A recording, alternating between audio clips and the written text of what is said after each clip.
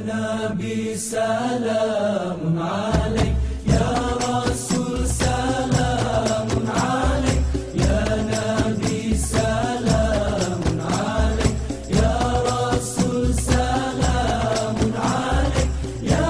حبيبي سلام عليك، يا نبي سلام عليك، يا رسول سلام عليك، يا نبي سلام عليك. نحمده ونصلي ونسلم على سيدنا ومولانا محمد رسوله النبي الأمين المكين الحنين الكريم الرؤوف الرحيم. أما بعد، فأعوذ بالله من الشيطان الرجيم.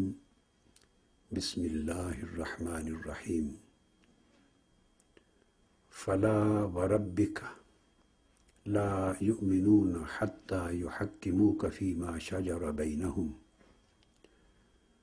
ثم لا يجدوا في أنفسهم حرجا مما قضيت ويسلموا تسليما.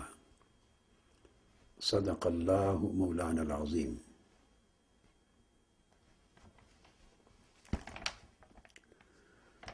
معزز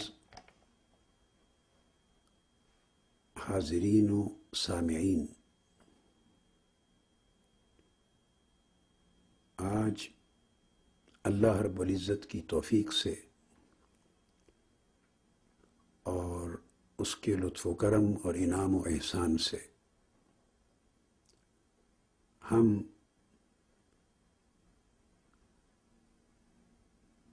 علوم اسلامیہ اور دراسات شرعیہ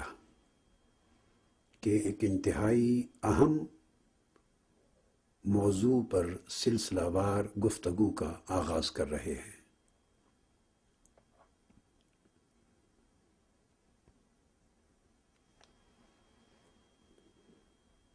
اس موضوع کا عنوان جو میں نے تجویز کیا ہے اور منتخب کیا ہے وہ ہے مقام رسالت اور حجیت حدیث۔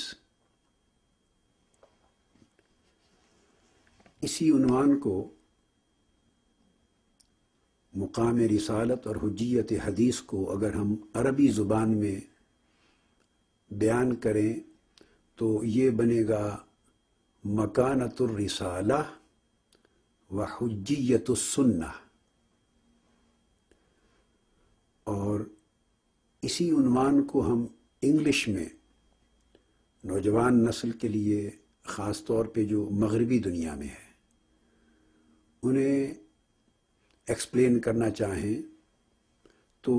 انگلش زبان میں یہ موضوع بنے گا اسٹیشن اینڈ پوزیشن آف رسالہ،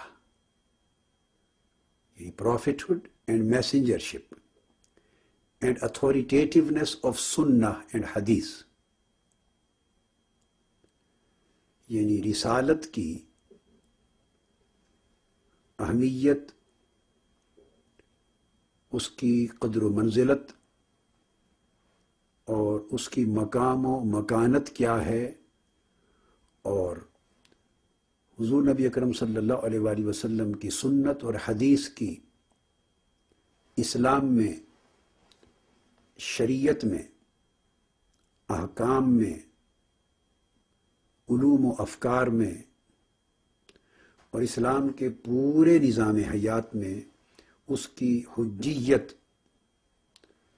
نہ صرف آتھینٹیسٹی بلکہ اس کی اتھارٹیٹیونیس کیا ہے، as an independent source of law, an independent source of knowledge, ایک مستقل طور پہ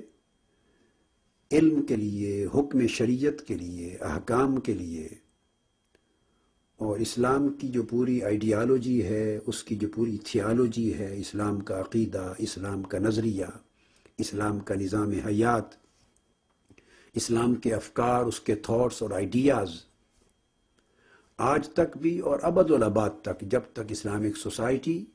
اور ہیومن سوسائٹی، انسانی معاشرہ رہے گا، اس میں حضور علیہ الصلوۃ والسلام کی بطور رسول سنت اور حدیث کا مقام کیا ہوگا؟ آیا وہ ہمارے لیے ہمیشہ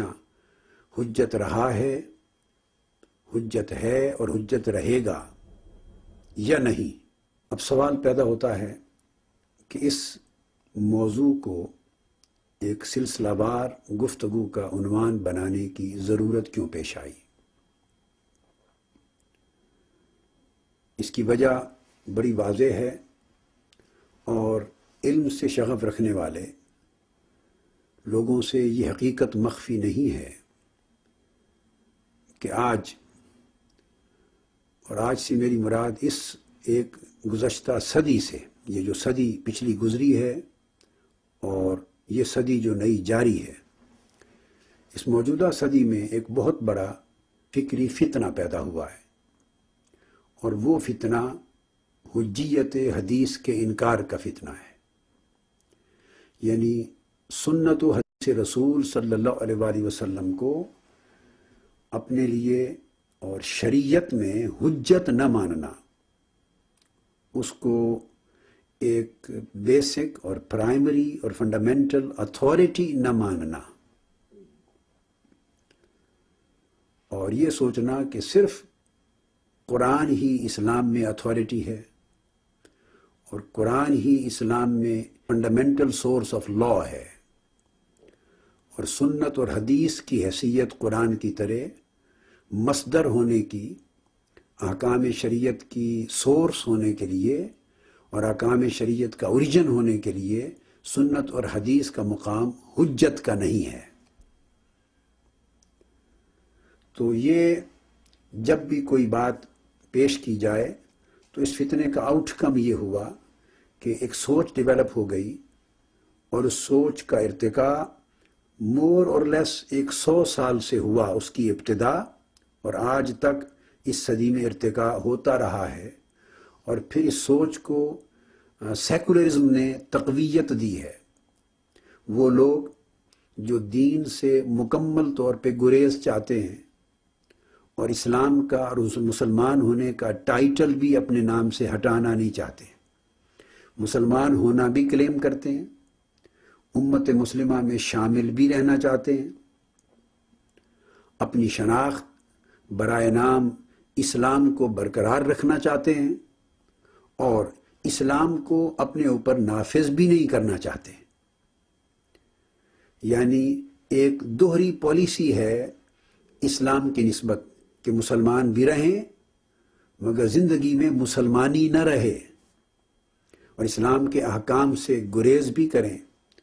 اسلام کے احکام، اوامر و نواہی اور شریعت کے احکام پر اگر ہم عمل نہ کریں تو ہمیں ایک سیف وے آؤٹ بھی مل جائے۔ تو یہ جو طبیعتیں یا جو فکر اور ذہن اسلامی احکام سے گریز کے خواہش مند ہیں اور اس طرح اسلام کو ایک محدود سے دائرے میں بند رکھنا چاہتے ہیں، ایک ریلیجن کے طور پر، ایک مذہب کے طور پر، اور اسلام کو ایک دین کل کے طور پہ اپنانے کو اور قبول کرنے کو تیار نہیں ہے، وہ اپنی زندگی کے جو سیکولر میٹرز ہیں، معاشرتی معاملات ہیں، سماجی معاملات ہیں، بیہیویئرل میٹرز ہیں، پولیٹیکل میٹرز ہیں، اکنامک میٹرز ہیں، سوشل میٹرز ہیں اور سوسائٹل میٹرز ہیں، اور اسی طرح پھر کانسٹیٹیوشنل میٹرز ہیں، لیگل میٹرز ہیں، کانٹریکچول میٹرز ہیں، فائنانشل میٹرز ہیں، ڈپلومیٹک میٹرز ہیں، اور پھر ملکوں کے ساتھ جو تعلقات ہیں بین الاقوامی سطح پر، ان کے درمیان جو انٹریکشن ہے اور انٹرنیشنل ریلیشنز ہیں کہ ممالک کی کمیونٹی میں ایک اسلامی ملک ایک فرد کے طور پہ کس طرح ان کے ساتھ انٹریکٹ کرے گا، ایک گلوبل کمیٹی میں، ایک گلوبل سوسائٹی میں، ملکوں کی سوسائٹی میں جو مسلمان ملک ہیں، مسلم ممالک ہیں، وہ کس طرح ایگزسٹ کریں گے اسلام کو نافذ نہ کر کے، اسلام سے دور رہ کر، اور اسلام دشمن طاقتوں کو اور اسلام دشمن ذہنوں کو خوش رکھتے ہوئے مسلمان بھی رہیں اور اسلام سے گریز بھی کرتے رہیں. تو یہ سوچ ایک انڈیویجول سفیر سے شروع ہوتی ہے، انسان کی انفرادی سطح سے، پرائیویٹ لائف سے شروع ہوتی ہے اور بڑھتے بڑھتے پوری سوسائٹی تک، اور سوسائٹی سے بڑھ کر پھر پوری گلوبل لائف تک، ایک انٹرنیشنل سوسائٹی تک چلی جاتی ہے. یہ ساری ایک ہی سوچ ہے کہ ہم کس طرح اس طریقے کو اپنا لیں کہ اسلام کا عنوان بھی رہے اور اسلام خارج بھی ہو جائے. اور اگر زیادہ سے زیادہ اسلام ہماری زندگیوں میں رہے تو بڑی محدود چھوٹے سے دائرے میں، نماز کی حد تک، ماہ رمضان آ گیا تو روزے کی حد تک، حج کرنے کے لیے چلے گئے، زکوٰۃ کی حد تک، اور بڑے محدود دائرے میں جس کو پیورلی وہ اپنی پرائیویٹ لائف کہہ سکیں، پرسنل لائف کہہ سکیں، اس کو ریلیجس سائیکل بنا دیا جائے، ایک دائرہ مذہبی چھوٹا سا بنا دیا جائے. اور باقی آپ یوں سمجھیں کہ مور دین 90%، 90% سے زیادہ یا 95% سے زیادہ جو پوری زندگی ہے اور زندگی کے تمام شعبہ جات ہیں اور زندگی کے تمام دائرے ہیں، سرکلز ہیں، وہ ٹوٹلی اسلام کے احکام سے خارج رہیں، شریعت اسلامیہ سے خارج رہیں، اور اسلام کے اوامر اور نواہی سے، حتیٰ کہ اسلام کے حلال و حرام کے احکام سے، حتیٰ کہ اسلامی عبادات سے بھی خارج رہیں. تو یہ کس طرح کمپرومائز کیا جائے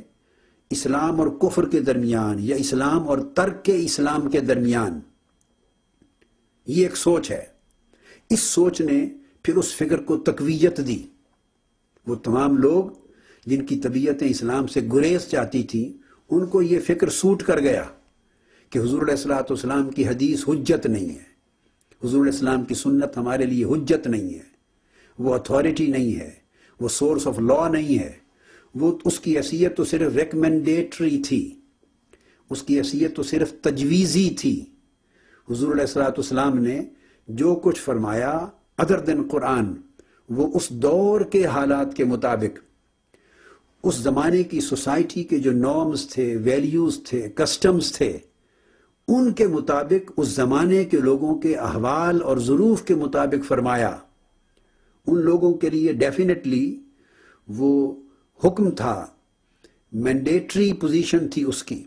مگر جب حالات بدل گئے اور اب تو اتنی صدیاں گزر گئیں، حالات اتنے بدل چکے ہیں، تو وہ جو ریکمینڈیٹری حیثیت ہے اس سے جہاں تک ہو سکے آپ ہدایت لے لیں، جہاں تک ہو سکے آپ اس سے رہنمائی اخذ کر لیں، مگر وہ آپ کے اوپر بائنڈنگ نہیں ہے، وہ حجت نہیں ہے، وہ قرآن کی طرح اس کی حیثیت اتھارٹیٹیو نہیں ہے. اگر آپ نے سنت کو اور تمام احادیث نبوی کو ترک بھی کر دیا اور اس کی اتھارٹیٹیونیس کا، حجیت کا انکار بھی کر دیا، تو اسٹل آپ مسلمان ہیں اور اس سے اسلام میں کوئی فرق نہیں پڑتا. یہ راستہ اس فکر نے دین گریز طبیعتوں کے لیے پیدا کر دیا، اور پریکٹیکلی اسلام کی امپلیمنٹیشن ختم ہو گئی. پریکٹیکلی اسلام ایک پریکٹیکل دین، پریکٹیکیبل دین، ورکیبل دین، امپلیمنٹیبل دین، انفورسیبل دین نہ رہا. تو نتیجتاً اسلام ایک تھیوری کی طرح، بائبل کی طرح ایک کتاب پڑھنے کے لیے قرآن رہ گیا. تو اسلام کی حیثیت صرف ایک ہسٹورک، ایک لیگیسی کی رہ گئی، اس کی حیثیت کسٹم کی رہ گئی، ایک قدیم ٹریڈیشن کی رہ گئی، ایک اسپریچول لنک کی، ایک ٹائٹل کی رہ گئی. مگر پریکٹیکلی اسپیکنگ ہماری اپنی انفرادی زندگیوں میں، ہماری آئلی زندگیوں میں، خاندانی زندگیوں میں، ہماری معاشرتی اور سماجی زندگی میں، اور ہماری سیاسی اور معاشی اور اقتصادی اور بین الاقوامی زندگی کے کسی گوشے میں اسلام کا نفاذ ہمارے اوپر واجب نہ رہا. تو اس طرح ہمیں سیکولرزم کے ساتھ ایک سمجھوتا کرنے کا بڑا آسان راستہ مل گیا. کفر کے ساتھ اور ترک اسلام کے رجحانات کے ساتھ، حتیٰ کہ آج مغربی دنیا کا جو دباؤ ہے، اس دباؤ کے ساتھ ایک سمجھوتا کرنے کا، ایک کمپرومائز کرنے کا ایک شاندار موقع نکال دیا اس فکر نے. تو گویا یہ فکر صرف سنت رسول کی حجیت کا انکار نہیں ہے، صرف حدیث رسول کی حجیت کا ہی انکار نہیں ہے، بلکہ اسلام کی پوری عملیت کا انکار ہے، اسلام کے واجب العمل دین ہونے کا انکار ہے، اسلام کے واجب التنفیذ نظام حیات ہونے کا انکار ہے۔ تو اس فتنے نے بے شمار فتنے اسلام کی زندگی میں پیدا کیے ہیں اور فکر کے اندر پیدا کیے ہیں۔ تو نتیجہ یہ ہوا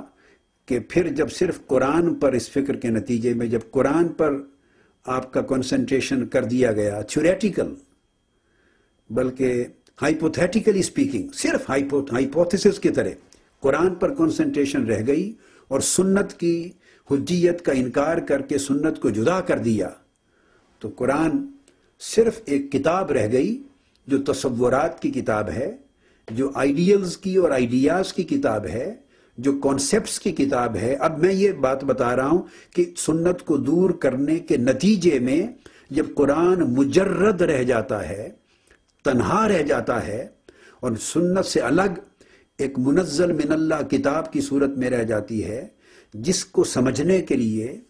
جس کو انٹرپریٹ کرنے کے لیے، جس کو ایکسپلین کرنے کے لیے، جس کو امپلیمنٹ کرنے کے لیے، جس کو انفورس کرنے کے لیے، اور حتیٰ کہ جسے اس دنیا میں قابل عمل بنانے کے لیے، قابل فہم بنانے کے لیے، قابل نفاذ بنانے کے لیے سنت اس کے ساتھ نہیں رہی۔ تو جب اکیلا قرآن رہ گیا تو پھر آسان ہو گیا ان لوگوں کے لیے جو دین سے، میں عرض کر رہا ہوں، گریز چاہتے تھے، آسان ہو گیا کہ اب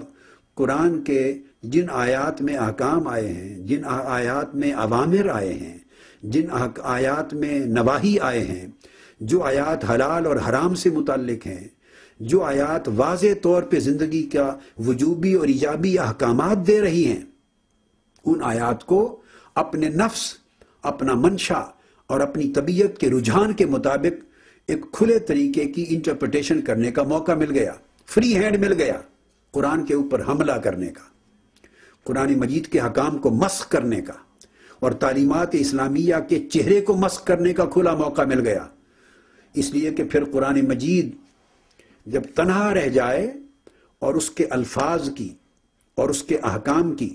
اور اس کی تعلیمات کی تشریح اور تعبیر اس کے لیے سنت حجت نہ رہے اور سنت صرف اس دور کے لیے کنٹمپریری ریفرنس رہ جائے، کنٹمپریری ریفرنس، اس دور کا ایک ٹیمپریری، ایک عارضی ریفرنس رہ جائے، اور آج سنت نے جو جو بیان کیا اور حدیث رسول صلی اللہ علیہ وسلم نے جو جو بیان کیا وہ آج ہم پر اگر بائنڈنگ نہ رہے تو پھر قرآن کی حیثیت بتانا چاہتا ہوں کیا ہوگی۔ تو پھر قرآن کو انٹرپریٹ کرنے کے لیے صرف دو سورس باقی رہ جاتے ہیں، ایک لغت، ڈکشنری، اور ایک ہسٹری، تاریخ۔ جب آپ اس کو انٹرپریٹ کریں گے تاریخ کے تناظر میں تو قرآن محدود ہو کے رہ جائے گا صرف اس دور کے لیے جس دور میں قرآن نازل ہوا تھا۔ قرآن مجید 23 برس کے عرصے میں نازل ہوا، 13 برس کا پیریڈ مکی دور تھا، 10 برس کا پیریڈ مدنی دور تھا، تو 23 برس کا وہ زمانہ جو حضور علیہ الصلوۃ والسلام کی بعثت کا زمانہ، اس دور میں قرآن محصور ہو گیا اور زیادہ سے زیادہ 40 سال اور بڑھا دیے، 30 سال، تو خلافت راشدہ کے دور تک چلا گیا۔ تو بھئی تو اور قرآن مجید صرف، اور اس کو تھوڑا اور ایکسٹینڈ کر لیا جب تک معاشرے کی ٹریڈیشنز، معاشرے کے کسٹمز، معاشرے کی تہذیب و ثقافت، معاشرتی کے ثقافتی حالات، معاشی حالات، اس معاشرے کے جو عرب معاشرہ تھا اس کے تہذیبی حالات، اس کے سیاسی حالات، اس کے سماجی حالات اور اس کی ٹریڈیشنز اور اس کی روایات جب تک ایک جیسی تھی، اور اس کو آپ میکسیمم ایکسٹینڈ بھی کریں گے تو 100 سال پر لے جائیں گے۔ تو گویا جب قرآن تنہا رہ گیا سنت اور حدیث نبوی کے بغیر، تو اس کو جب تاریخ کے سورس سے انٹرپریٹ کیا، جب تاریخ کے ذریعے، تو قرآن صرف اس ایک صدی کا دین رہ جائے گا، اس ایک صدی کی کتاب رہ جائے گی۔ اور جو جو آنے والی صدیوں میں اور آنے والے زمانوں میں حالات بدلتے گئے، فتوحات ہوتی گئیں، کلچرل ایکسپینشن ہوتی گئی، سویلائزیشنز میں تغیرات آتے گئے، اور جو انسانی زندگی ہے اور حیات انسانی ہے اس کے پیمانے اور اس کا ماحول، اس کا ایٹماسفیئر، اس کا انوائرمنٹ چینج ہوتا چلا گیا، اور سیاسی حالات میں تغیر آیا، پھر اس کے اقتصادی اور معاشی حالات میں تغیر آیا، اور جب عرب سے نکل کر اسلام عجمی دنیا تک پہنچا، یعنی رومن امپائر کے علاقوں تک پہنچا، اور افریقن کنٹریز تک پہنچا، اور ایشین کنٹریز تک پہنچا، اور یورپ تک پہنچا، اور پھر مشرق بعید تک پہنچا، تو جو اسلام باقی بر اعظم میں پہنچتا گیا، جہاں کی تہذیب مختلف تھی، جہاں کی ثقافت مختلف تھی، جہاں کے تاریخی روایات مختلف تھی، جہاں کے حالات مختلف تھے، پھر حکومتیں بدلتی گئیں، زبانیں بدلتی گئیں، پھر ان کا ایک اپنا رہن سہن کے طریقے بدلتے گئے، قوانین بدلتے گئے، تو جیسے تاریخ کے ساتھ ساتھ انسانی زندگی میں تبدیلیاں آئیں اور اسلام کے اندر ارتقاء اور توسیع فتوحات کے ساتھ ساتھ ہوتی چلی گئی، تو آسانی سے یہ کہنا آسان ہو گیا اور اس مفروضے کو قبول کرنا بڑا ریزنیبل بن گیا کہ جن حالات میں قرآن اترا تھا اب وہ حالات نہ رہے، اور اب وہ حالات نہیں رہے۔ جس معاشرے میں قرآن اترا تھا اب وہ معاشرے کی وہ کنڈیشنز نہیں رہی، اب معاشرے کی وہ کلچر نہیں رہی، اب معاشرے کے وہ ظروف اور وہ ایٹماسفیئر اور وہ حالات اور اس کے تقاضے نہیں رہے، سو اب قرآن پر بھی عمل کرنا اس طرح واجب نہیں رہا، اور اس شکل میں واجب نہیں رہا، اور اس معنی اور مفہوم اور مراد میں واجب نہیں رہا جس معنی میں عہد رسالت میں واجب تھا، جس معنی میں عہد خلافت راشدہ میں واجب تھا، یا جس معنی میں صحابہ کرام اور تابعین اعظام کے دور میں واجب تھا، یا پہلی صدی میں واجب تھا۔ تو بڑی آسانی سے پورے قرآن سے گویا سنت رسول اور حدیث رسول کی حجیت کا انکار کر کے ایک بڑا سیف وے،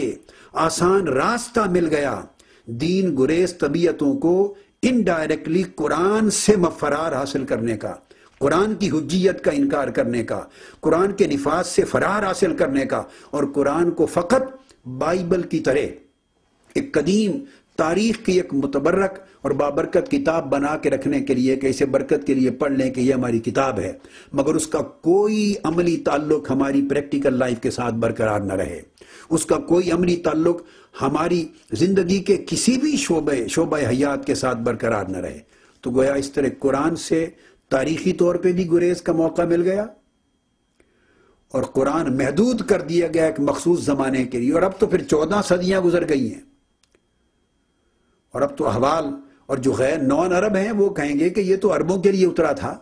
تو غیر عربوں کے لیے اس کی کیا ضرورت اور سگنیفیکنس ہے اور کیا ریلیونس ہے، ہماری تو لائف عجمی ہے۔ افریقن کہیں گے ہماری تو اپنی افریقی روایات ہیں، اور قرآن تو عربوں کو ایڈریس کرنے کے لیے معاذ اللہ اترا۔ جب آپ اس کو انٹرپریٹ کر رہے ہیں صرف تاریخ کے تناظر میں، تو تاریخ کے ساتھ تو جغرافیہ بھی آ جاتا ہے، تاریخ تو اپنی جیوگرافیکل لیمٹس کے ساتھ، ٹیریٹوریل لیمٹس کے ساتھ تاریخ بات کرتی ہے، اس کی زبان بدلتی چلی جاتی ہے۔ تو پھر یورپینز ویسٹرنرز کہیں گے کہ ویسٹرن ورلڈ کے لیے قرآن کا کوئی ریلیونس نہیں ہے، ایسٹ میں رہنے والے کہیں گے ایسٹ کے لیے قرآن کا کوئی ریلیونس نہیں ہے۔ اس طرح سنت اور حدیث رسول کی حجیت کا انکار کر کے اور اس کی اتھارٹیٹیونس کا انکار کر کے اور اس کے ریلیونس کا آج کے دور میں بائنڈنگ ریلیونس کا انکار کر کے دراصل قرآن مجید ہی معاذ اللہ عملی طور پہ منسوخ کرنے کے لیے ایک بہت بڑے جرم کا، گناہ کا، کفر کا ارتکاب کر رہے ہیں۔ یہ تو ایک نتیجہ ہوگا۔ دوسرا سورس قرآن کو پھر سمجھنے کا رہ جاتا ہے صرف لغت، لینگویج۔ اب لینگویج کے لیے انحصار آپ دو چیزوں پر کرتے ہیں، یا آج کے دور میں جو عربک لینگویج کے لیے ڈکشنریز اور لغت کی کتابیں اویلیبل ہیں،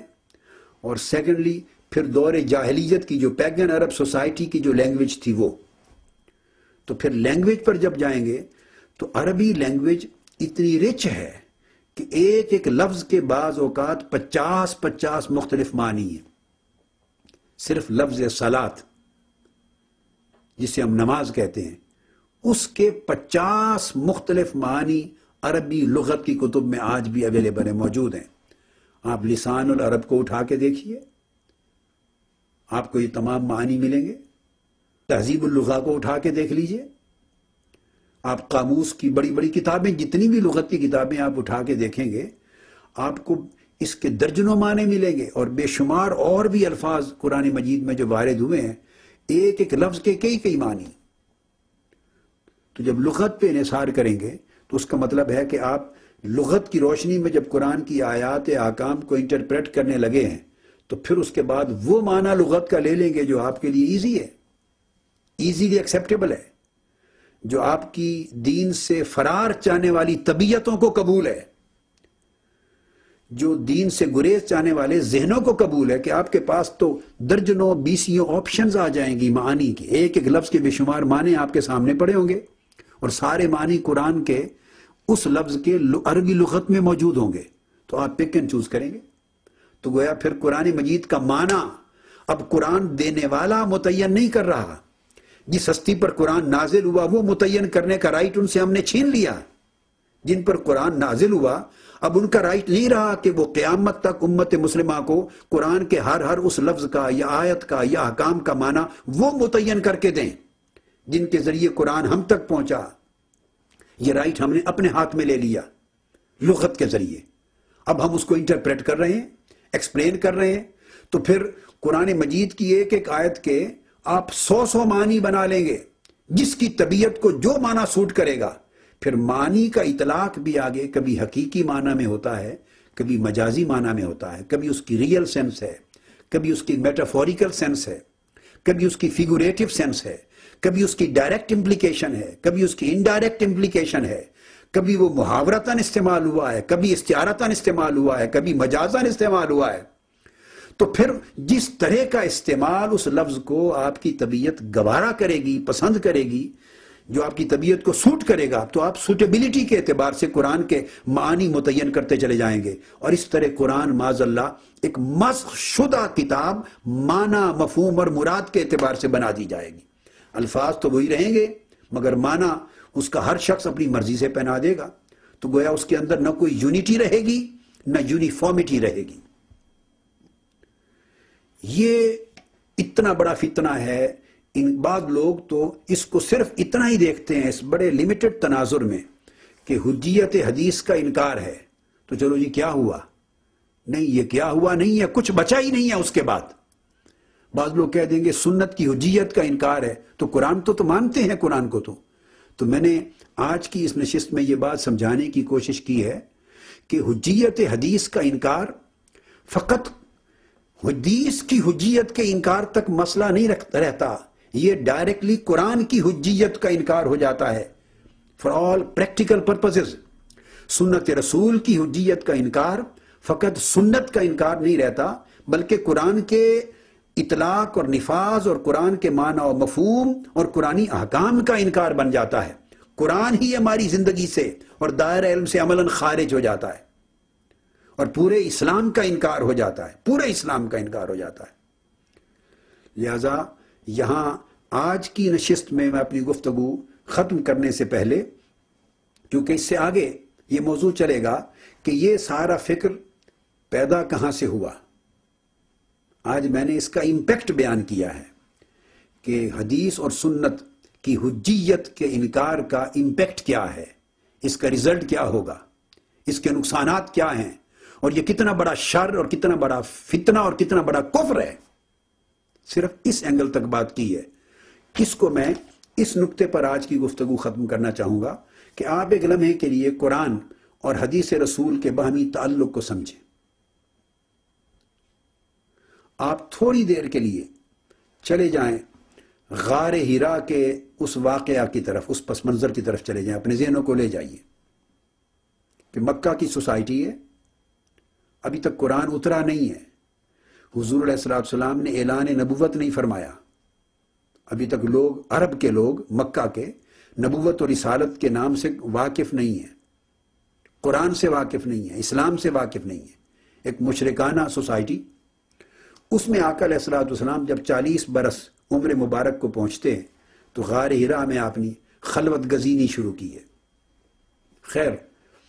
اب ان خلوتوں کے نتیجے میں وہاں پہلی وحی اترتی. اعوذ باللہ من الشیطان الرجیم. اقرأ بسم ربک الذی خلق خلق الانسان من علق اقرأ وربک الاکرم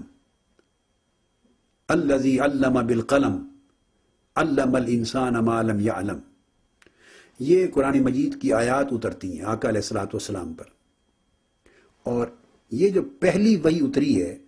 تو یہ اس پہلی وحی کے ذریعے حضور علیہ الصلوۃ والسلام کا اعلان نبوت ہوتا ہے، اور رسالت کا اعلان یا ایھا المدثر قم فانذر وربک فکبر، ان آیات کے سورہ مدثر کے نزول سے اعلان رسالت ہوتا ہے، اور اقرأ بسم ربک الذی خلق کی ان آیات کے نزول سے اعلان نبوت ہوتا ہے، اور یہ اعلان نبوت بعثت ہے۔ اب میں آپ کو اس تناظر میں یہ لنک سمجھانا چاہتا ہوں، اور اس لنک کو سمجھانے کے بعد اس کنکلوژن تک، اس نتیجے پر پہنچانا چاہوں گا کہ انکار حدیث کا نقصان کیا ہے۔ تو آقا علیہ الصلوۃ والسلام ہیرا سے تشریف لاتے ہیں، مکہ کی وادی میں لوگوں کو جمع کرتے ہیں، ابھی کوئی مسلمان موجود نہیں ہے، یہ بات ذہن میں رکھیں، کسی کو خبر ہی نہیں ہے اسلام کی، قرآن کی، وحی کی، نبوت کی، رسالت کی۔ ان کو یہ آیات پڑھتے ہیں، اور وہ لوگ پوچھتے ہیں یہ جو آیات آپ نے پڑھی یا رسول اللہ صلی اللہ علیہ وآلہ وسلم، یہ کیا ہے؟ اب یہ ایک عربی زبان کا کلام تھا، اب تک تو وہ ڈیفرینشیٹ کرنے کے بھی قابل نہیں تھے نا کہ یہ حضور علیہ الصلوۃ والسلام کوئی ہم سے گفتگو کر رہے ہیں، ہمیں کوئی تعلیم اور نصیحت دے رہے ہیں، محمد بن عبداللہ صلی اللہ علیہ وآلہ وسلم، ابھی تو وہ رسول گرامی، رسول مکرم صلی اللہ علیہ وسلم بھی نہیں ہے ان کی نگاہ میں۔ بھئی یہ ہمیں کوئی نصیحت کر رہے ہیں، ہم سے گفتگو کر رہے ہیں، ہم سے مخاطب ہیں، ان کا اپنا کلام ہے یا کسی کا میسج ہمیں پہنچا رہے ہیں، ابھی تو ان کو یہ شعور ہی نہیں تھا۔ تو جب یہ آیات پڑھی، میں آپ کو اس اسپیسیفک پوائنٹ پر آپ کی توجہ مرکوز کرانا چاہتا ہوں۔ تو لا محالہ سننے والوں نے سنا کہ اے محمد ابن عبداللہ صلی اللہ علیہ وسلم، یہ جو آپ نے کلام ہمیں کیا ہے، یہ خطاب کیا ہے اور یہ کلمات فرمائے ہیں، یہ کیا ہیں؟ اب یہ جو 5 آیتیں تھیں یہ دراصل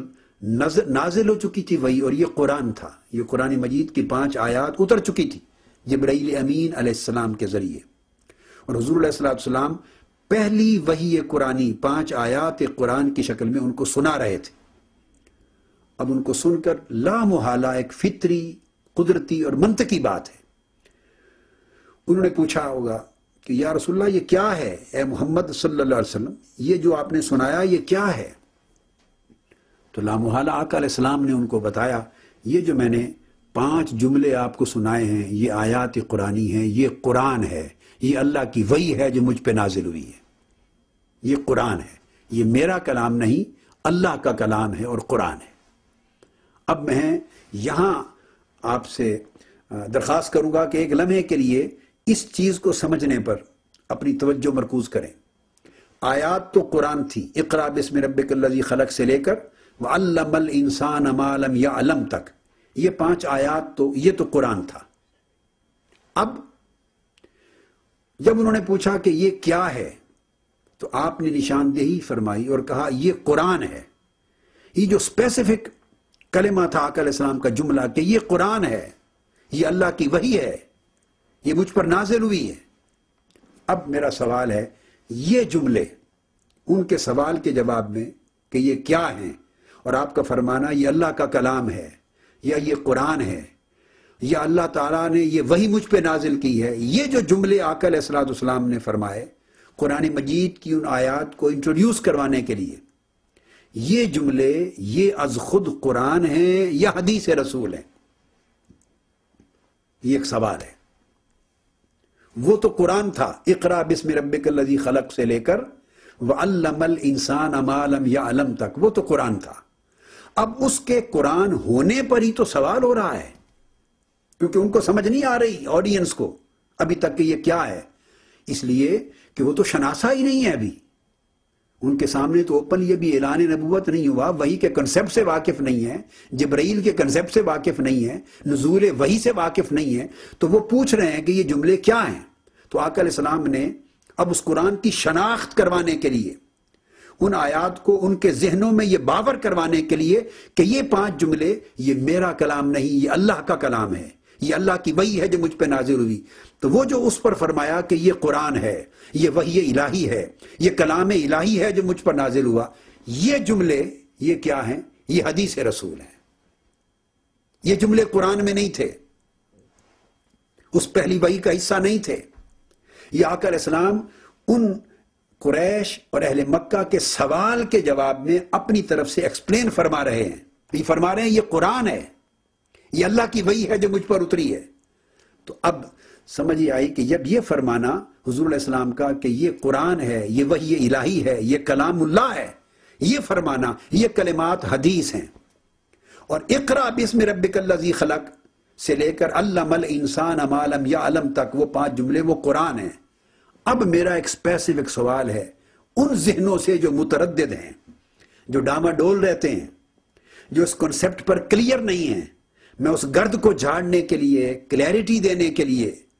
اور آپ کو اپنے موضوع کی طرف لے کے آگے بڑھنے کے لیے اب سوال کر رہا ہوں کہ بتائیے کہ جب سننے والوں نے پھر ان 5 آیات کو قرآن مان لیا، جن سننے والوں نے مانا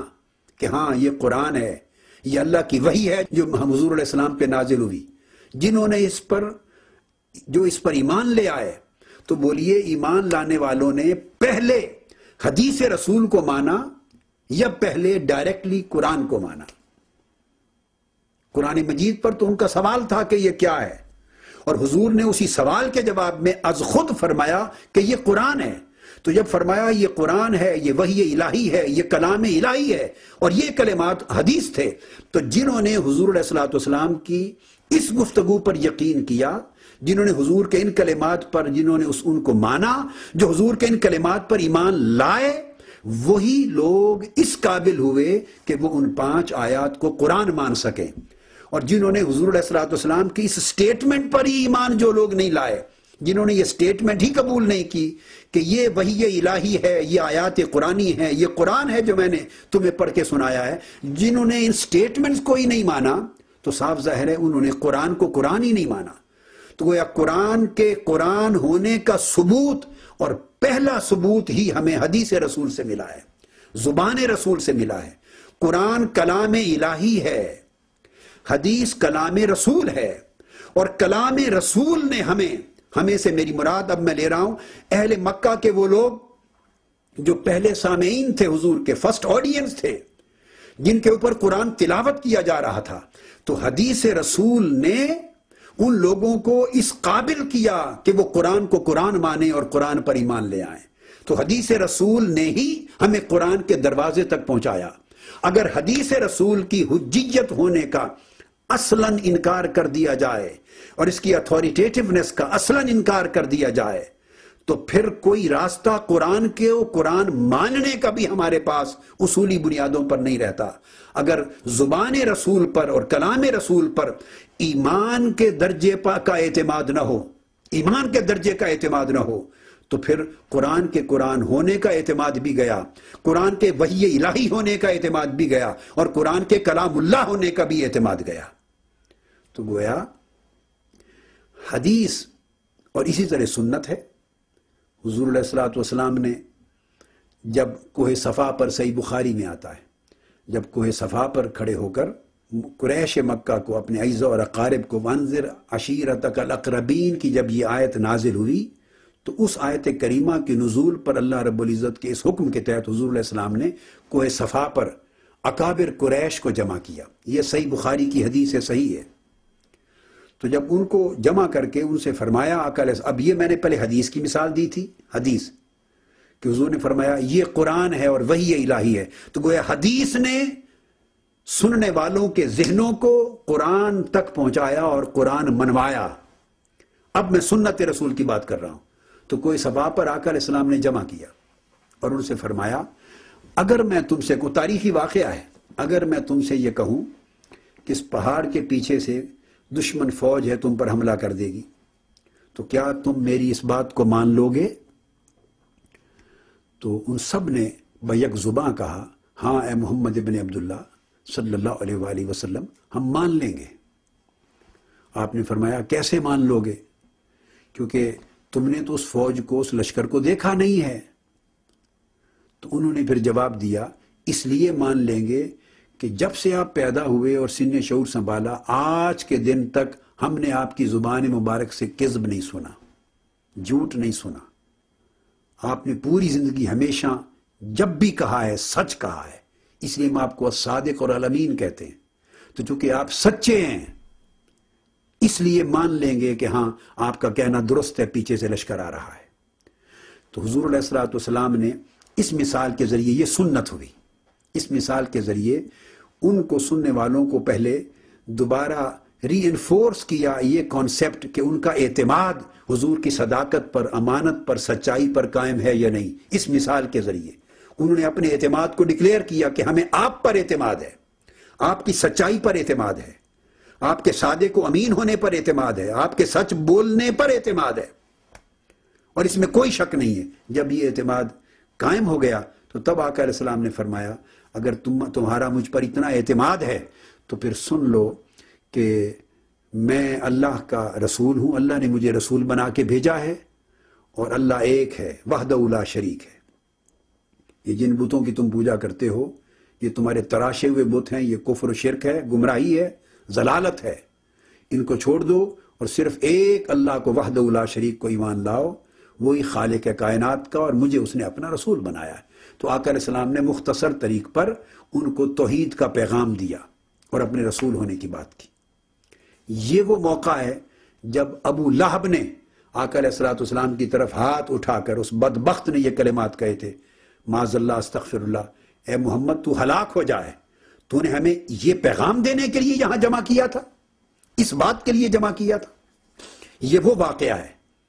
اور اس واقعہ کے جواب میں پھر رب کائنات نے سورہ اللہب نازل فرمائی. اس نے ہاتھ اٹھا کر اشارہ کیا تھا کہ تم ہلاک ہو جاؤ اے محمد استغفر اللہ العظیم صلی اللہ تعالیٰ علیہ وآلہ وسلم، کہ اس بات کے لیے ہمارے 360 خداؤں کو جھوٹا بنانے کے لیے اور ایک خدا کی طرف بلانے کے لیے تم نے ہمیں دعوت دی. تو جب اس نے ہاتھ اٹھا کر یہ بدبخت نے یہ کلمات کہے تو اللہ رب العزت نے اس کا رد کر کے کہا تبت یدا ابی لہب وتب، اے میرے محبوب کی طرف ہاتھ اٹھا کر ہرزہ سرائی کرنے والے بدبخت ابو لہب، تمہارے دونوں ہاتھ ٹوٹ جائیں اور تم تباہ و برباد اور ہلاک ہو جاؤ.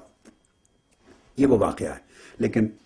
اب اگلی بات تو حضور علیہ السلام نے کہا کہ پھر مجھ پر یقین کر لو کہ میں اللہ کا رسول ہوں اور اللہ ایک ہے، وحدہ لا شریک ہے. تو جو لوگ پھر حضور کی اس بات پر یقین کر کے ایمان لے آئے وہ مومن ہو گئے، وہ مومن ہو گئے، وہ ابو بکر ہو گئے، وہ عمر ہو گئے، وہ عثمان ہو گئے، وہ علی ہو گئے. اور جنہوں نے حضور کی زبان پر اعتماد نہ کیا وہ کافر ہوئے، وہ ابو جہل و ابو لہب کے زمرے میں رہے. تو یہاں پھر اب وہ سوال آ گیا کہ دیکھیے آقا علیہ السلام نے اپنی سنت کیا دی. ڈائریکٹلی ان کو نہیں کہا کہ اللہ ایک ہے، وحدہ لا شریک، اور میں اس کا رسول ہوں، مجھ پر ایمان لاؤ. ڈائریکٹلی نہیں کہا. پہلے حضور علیہ السلام نے ایک مثال کے ذریعے اپنی ذات پر جو ان کا اعتماد تھا، حضور کی شخصیت پر، حضور کی ذات گرامی پر، حضور کی جو پرسنل کیپیسٹی ہے ایز اے ہیومن بینگ، اس کے اوپر جو ان کا اعتماد ہے. آقا علیہ السلام کا اپنا جو کریکٹر ہے، آقا علیہ السلام کی اپنی جو پرسنل انٹیگریٹی ہے، آقا علیہ السلام کی جو اپنی ٹروتھ فلنس ہے، سچا ہونا ہے، اس اعتماد کو ان کی زبان سے کہلوایا. تو جب ان کا اعتماد اور یقین حضور علیہ السلام کی ذات پر قائم ہو گیا تو اپنی ذات پر یقین قائم کروا لینے کے بعد پھر اللہ کی ذات کی بات کی ہے. اگر میری ذات پر تمہارا یہ یقین ہے کہ میں سچا ہوں تو پھر میری یہ بات مان لو کہ اللہ ایک ہے.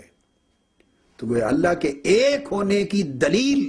پہلے حضور علیہ السلام نے اپنی ذات کو پیش کیا. تو یہ بھی سنت ہو گئی. تو گویا رسول کی ذات سے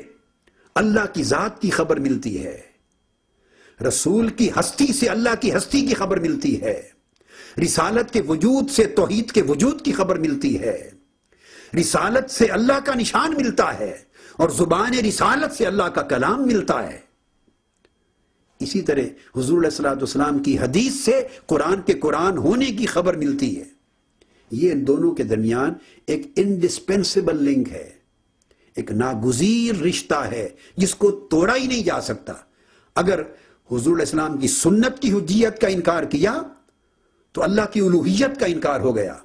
حدیث رسول کی حجیت کا انکار کیا تو قرآن کے قرآن ہونے کا انکار ہو گیا۔ یہ کہنا کہ حدیث اور سنت کو ہم نہیں مانتے، حجت نہیں مانتے اور قرآن کو مانتے ہیں، نادانو، پھر تمہیں قرآن کے قرآن ہونے کی خبر کس نے دی ہے؟